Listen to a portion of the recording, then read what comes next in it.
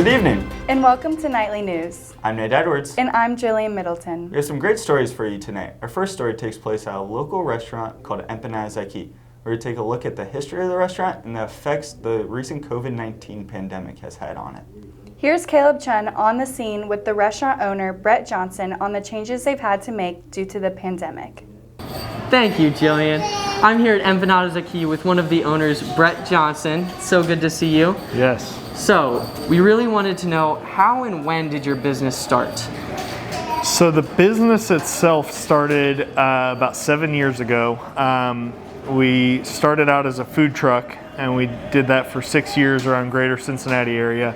We went as far north as Dayton and as far south as Lexington.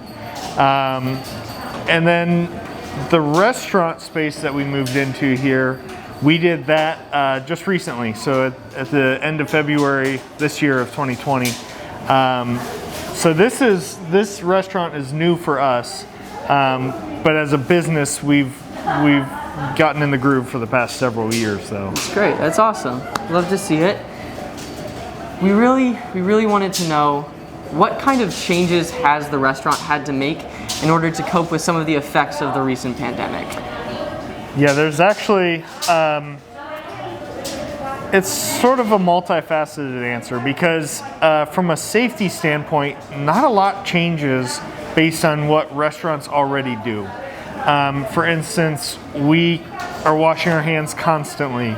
We are making sure that we are not touching anyone's food. We're making sure that we're always wearing gloves as best we can. Our dishes, we like to keep them clean as possible. So all of that is pretty standard, but then now with the spacing out of the tables that we have, and the masks are a new thing for us, just that over and above extra caution is really the biggest change that we've had to not deal with, but to do with COVID, and having us opening right at the end of February, right when COVID hit. Right. Our world has kind of always known operating a restaurant during COVID. So there's not old habits that we are having to forget. It's just kind of how it's been. Right. Great. Well, thank you so much. We appreciate your time. Of course. Thank you. We're so glad to see that you're still operating and Yes. still keeping things moving. So thank you again. We appreciate it. Yes. All right. Back to you, Jillian. Thanks, Caleb. Our next story takes place at the Kings High School Recycling Drive, where our very own BPA participants are contributing to help out our environment.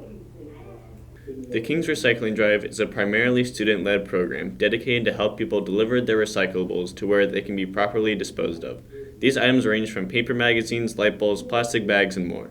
The drive is set up to allow people to drive by the main entrance to the high school and have volunteers pick up their recyclables out of their car where they can be sorted into their respective piles.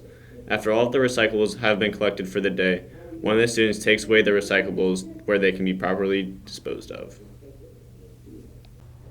It looks like there's a lot of ways to help out small local businesses and the community. Absolutely. Well, that's all we have for tonight's segment of Nightly News. I'm Nate Edwards. And I'm Jillian Middleton. Thank you from all of us at Nightly News.